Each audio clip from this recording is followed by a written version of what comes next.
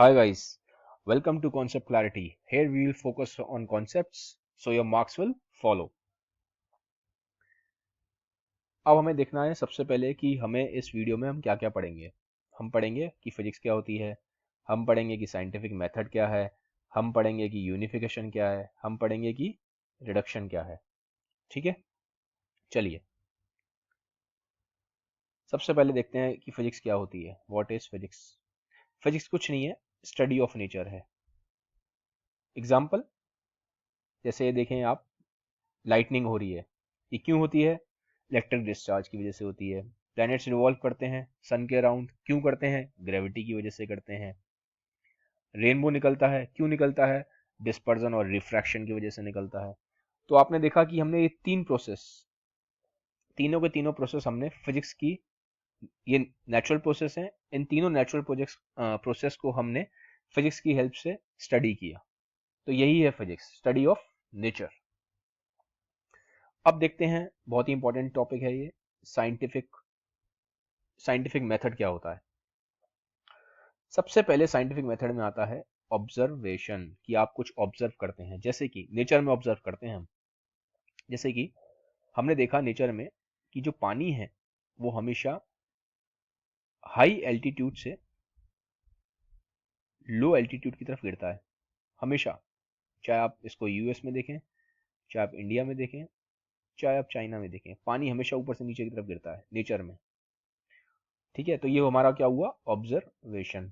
Second step क्या है हमारा? एक्सपेरिमेंट। अब ये एक्सपेरिमेंट कहाँ होगा? लैब में होगा। लैब में एक्सपेरिमेंट कैसे होगा? मैंने लिया एक ट्यूब। मैंने क्या लिया? एक पानी का ट्यूब लिया। ये पानी का ट्यूब है मेरा, इस पे मैंने पानी को फ्लो कराया लैब में। पानी कहाँ से कहाँ गिर रहा है मेरा? अभी भी मैंने देखा लैब में कि पानी यहाँ पे भी हाई एल्टीट्यूड से लो एल्टीट्यूड की तरफ गिरता है। ठीक है, अब इसमें एक वर्ड है कंट्रोल्ड। कंट्रोल्ड क्या है? मैं क्या करता हूँ, मैं अब इसको ऐसे कर देता हूँ, ट्यूब को, इस पार्ट को नीचे कर देता हूँ। ठीक है, तब भी मैं तब भी मैंने देखा कि पानी हमेशा ऊपर से नीचे की तरफ गिर रहा है। फिर मैं इसको कभी ईस्ट की तरफ ले गया पाइप को, कभी मैं पाइप को वेस्ट की तरफ ले गया, कभी मैं पाइप को नॉर्थ की तरफ ले गया, कभी मैं पाइप को साउथ की तरफ ले गया। इतने डायरेक्शंस को मैंने कंट्रोल किया है, इतने वेरिएबल्स को मैंने कंट्रोल किया। लेकिन इसे बोलते हैं कंट्रोलिंग, कंट्रोल करना वेरिएबल्स को। पाइप को मैंने अलग अलग डायरेक्शंस पे घुमा के देखा, लेकिन सब में मैंने पाया कि पानी हमेशा हाई से लो एल्टीट्यूड की तरफ ही फ्लो करता है, चाहे कितना भी मैं वेरिएबल्स को चेंज करता रहूं। समझ गए? तो एक्सपेरिमेंटेशन में क्या मालूम पड़ा कि जो नेचर में हमने देखा वो बिल्कुल ठीक है। तो ये हमने किया control experiment. Third part, qualitative reasoning क्या है? देखिए, न्यूटन ने दिया था फोर्स ऑफ ग्रेविटी डिपेंडेंट है एक तो मास पे, दूसरा डिपेंडेंट है ये डिस्टेंस बिटवीन ऑब्जेक्ट्स। ठीक है, तो ये जो न्यूटन ने दिया कि जो फोर्स ऑफ जो ग्रेविटी है वो दो चीजों पे डिपेंडेंट है, एक तो मास पे और सेकंड डिस्टेंस बिटवीन ऑब्जेक्ट्स पे।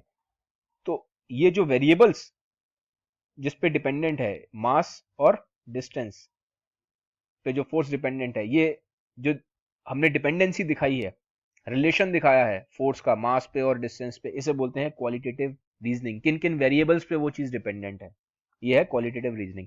सेकंड अब आता है क्वांटिटेटिव रीजनिंग। क्वांटिटेटिव रीजनिंग में क्या होगा? हम देखेंगे कि हमने मास को क्या करा, हमने मास को डबल किया तो फोर्स पे क्या फर्क पड़ा। ठीक है, हमने देखा कि हमने डिस्टेंस को डबल किया तो फोर्स पे क्या फर्क पड़ा। ठीक है, तो हमने मास को क्या किया, फिर हमने मास को हाफ भी कर दिया, फिर हमने डिस्टेंस को भी हाफ करके देखा, इसको 4 टाइम्स करा, इसको 5 टाइम्स करा। तो बार बार जब हम इसकी क्वांटिटीज को चेंज कर रहे हैं जिन पे फोर्स डिपेंडेंट है, फोर्स डिपेंडेंट किस पे है? मास पे और डिस्टेंस पे। तो हम जब इसकी क्वांटिटी को चेंज कर रहे हैं, इन दोनों की, डिस्टेंस और मास की, तो फोर्स पे क्या अफेक्ट पड़ता है, इसे बोलते हैं क्वांटिटेटिव रीजनिंग। समझ गए? फिर आता है मैथमेटिकल मॉडलिंग। मैथमेटिकल मॉडलिंग में क्या होगा? हमने देख लिया कि फोर्स किस पे डिपेंडेंट है, मास पे और डिस्टेंस पे डिपेंडेंट है, डिस्टेंस बिटवीन ऑब्जेक्ट्स पे। अब हमने एक फॉर्मूला बना लिया, m1 m2 upon r square.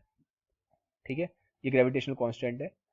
तो हमने देखा कि ये ऐसे निकल के आ गया फॉर्मूला। तो जब हमने रीजनिंग करने के बाद जो हमने फॉर्मूला बनाया है, इसे बोलते हैं मैथमेटिकल मॉडलिंग। समझ गए? फिर होता है प्रिडिक्शन, कि हम कुछ प्रिडिक्ट करते हैं कि नेचर में हमने जो फॉर्मूला बनाया, जो हमने ऑब्जर्व किया, ये ऐसा होना चाहिए। फिर हम उस पर एक्सपेरिमेंट करके देखते हैं। ठीक है, हमने प्रिडिक्शंस करेंगे कि ये जो हम चीजें हमने जो ऑब्जर्व किया, एक्सपेरिमेंटेशन किया, वो ठीक होती हैं कि नहीं। तो ये होता है प्रिडिक्शन। फिर लास्ट में हम फाइनली देखते हैं कि हमने जो भी सारे स्टेप्स किए हैं, ये कितने ठीक हो रहे हैं।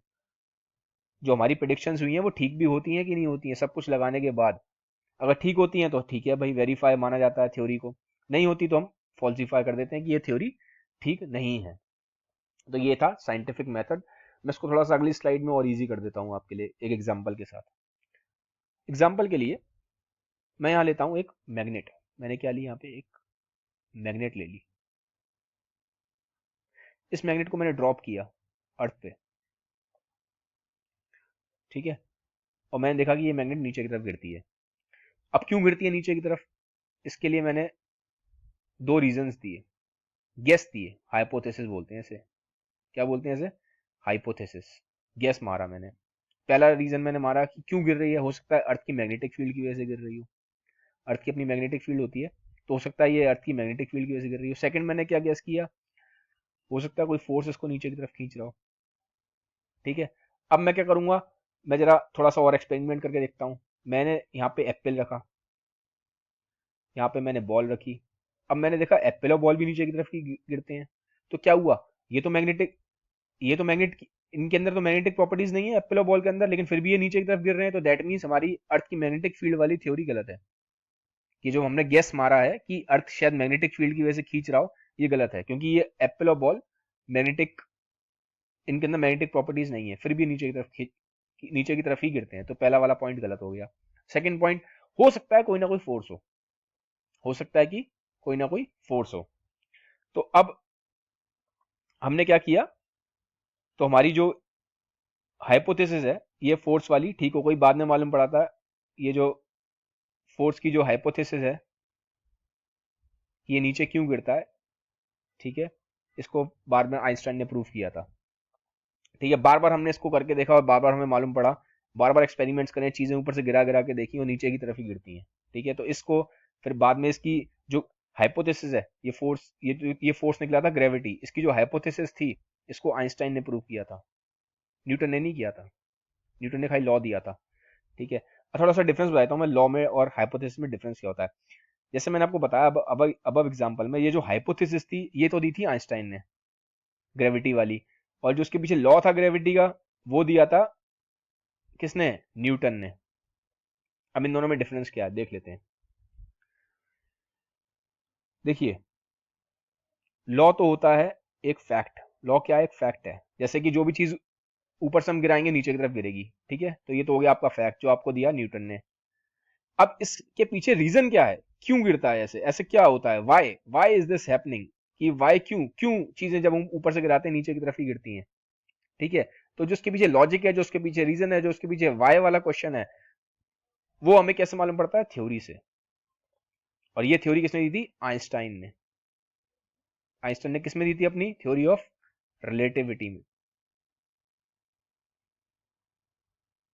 आइंस्टाइन ने अपनी थ्योरी ऑफ रिलेटिविटी में एक्सप्लेन किया था कि चीजें नीचे की तरफ क्यों गिरती हैं, ग्रेविटी क्यों है, रीजन क्या है, उसका सोर्स क्या ग्रेविटी का, ये मालूम पड़ा। तो जो थ्योरी है वो चीजों को एक्सप्लेन करती है, लॉजिक देती है, लॉ सिर्फ एक फैक्ट है। तो आपको अब समझ में आ गया होगा कि ये कैसे होता है। ठीक है, चलिए अब हम देखते हैं एक और important concept, unification in physics. क्या हम देखते हैं यूनिफिकेशन क्या होता है फिजिक्स में। ठीक है, देखिए यहाँ पे तीन आपको चीजें दिखाई दे रही होंगी स्लाइड पे। एप्पल नीचे गिर रहा है, मून रिवॉल्व कर रहा है अर्थ के राउंड, और प्लैनेट्स रिवॉल्व कर रहे हैं सन के राउंड। अब इन तीनों नेचुरल फिनोमेना का, तीनों नेचुरल प्रोसेस का को हम एक ही लॉ से डिफाइन कर सकते हैं, जो है लॉ ऑफ ग्रेविटी। इसके लिए अलग अलग लॉ बनाने की जरूरत नहीं है कि इसके लिए अलग लॉ बना रहे हो, इसके लिए अलग लॉ बनाओ, इसके लिए अलग लॉ बनाओ। तीनों को हम एक ही लॉ में डिफाइन कर सकते हैं। इन तीनों चीजों को एक ही लॉ के अंदर डिफाइन कर सकते हैं, वो है लॉ ऑफ ग्रेविटी। तो यूनिफिकेशन क्या है? अलग अलग प्रोसेस को, अलग अलग, बहुत सारे अलग अलग प्रोसेस को हम कोशिश करते हैं हम कम से कम लॉज में डिफाइन करें। ठीक है, कम से कम लॉज में डिफाइन करें, जैसे कि आपने अभी देखा। एक तो ये हो गया। सेकंड क्या है, यूनिवर्स में 4 फंडामेंटल हमारे फोर्सेस होते हैं। ठीक है, अभी हम इसके बारे में नहीं बताना चाहता कौन से होते हैं, ये आगे हम पढ़ेंगे कि 4 फंडामेंटल फोर्सेस कौन से होते हैं। साइंटिस्ट क्या चाहते हैं कि ये जितने भी 4 फंडामेंटल फोर्सेस हैं, ये सारे के सारे क्या हो जाएं, ये 4 जो फंडामेंटल फोर्स सारे कुछ सारे सिंगल फोर्स में कंबाइन हो जाएं। ठीक है, साइंटिस्ट चाहते हैं कि 4 फंडामेंटल फोर्सेस हमारे सिंगल एक फोर्स में यूनिफाई हो जाएं। तो ये भी एक एस्पेक्ट है यूनिफिकेशन इन फिजिक्स का। ठीक है, आपको समझ में आ गया होगा। अब आता है रिडक्शन, कि रिडक्शन क्या होता है फिजिक्स में। देखिए, रिडक्शन कुछ नहीं होता, एक बहुत बड़ा सा कॉम्प्लेक्स प्रोसेस जो होता है। मान लीजिए हमने यहाँ पे एग्जांपल के लिए लिया है इलेक्ट्रिसिटी जनरेशन, ये मैंने एग्जांपल दे रहा हूँ आपको समझाने के लिए। इलेक्ट्रिसिटी जनरेशन देखिए कैसे होता है, कोल होता है, कोल को हम जलाते हैं। ठीक है, तो यहाँ से हीट प्रोड्यूस होती है। हीट क्या करती है, पानी को वेपर में कन्वर्ट कर देती है। ठीक है, तो फिर वेपर कहाँ आता है, वेपर आता है फोर्स से। फोर्स से किस पे गिरता है, टरबाइन पे, टरबाइन को घुमा देता है। टरबाइन से क्या कनेक्ट होता है, यहाँ पे एक जनरेटर टाइप का कनेक्टेड होता है। ठीक है, टरबाइन के पास एक जनरेटर टाइप का कनेक्टेड होता है। इस पे एक वायर लगी होती है, वो वायर जब ये घूमता है तो बहुत तेजी से वायर भी घूमती है। फिर यहाँ पे मैग्नेटिक फील्ड प्रोड्यूस होती है, जिससे कि इलेक्ट्रिसिटी फाइनली प्रोड्यूस होती है। आपको याद नहीं रखना है कुछ भी, सिर्फ मैं आपको ये बताने की कोशिश कर रहा हूँ कि किस तरीके से हमने इतने कॉम्प्लेक्स प्रोसेस को, इलेक्ट्रिसिटी के जनरेशन को हमने 4 पार्ट्स में डिवाइड कर दिया है। पार्ट 1 यहाँ पे कोल का, सेकंड यहाँ पानी बना, बॉईल हुआ, स्टीम बना, थर्ड यहाँ पे गिरा इसके ऊपर टरबाइन पे, टरबाइन से फिर यहाँ पे जनरेटर था, फिर यहाँ पे मैग्नेटिक फील्ड प्रोड्यूस हुई, वो घुमा कॉइल, फिर यहाँ पे इलेक्ट्रिसिटी प्रोड्यूस हुई। तो इस पूरे इतने कॉम्प्लेक्स फिनोमेना को हमने 4 स्मॉल स्मॉल स्टेप्स में डिवाइड कर दिया। और भी ज्यादा हो सकते हैं स्टेप्स, ये सिर्फ एग्जांपल दे रहा हूँ कि होता क्या है। बिगर कॉम्प्लेक्स प्रोसेस को जब हम सिंपल और स्मॉलर पार्ट्स में डिवाइड करते हैं, इसे बोलते हैं रिडक्शन इन फिजिक्स। ठीक है, आई होप आपको समझ में आ गया होगा। तो अगले लेक्चर में हम देखेंगे कि स्कोप ऑफ फिजिक्स क्या है और फंडामेंटल फोर्सेस क्या होते हैं।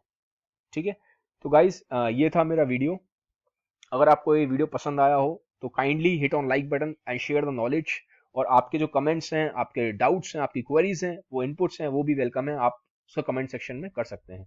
Thank you, have a nice day, bye bye, take care.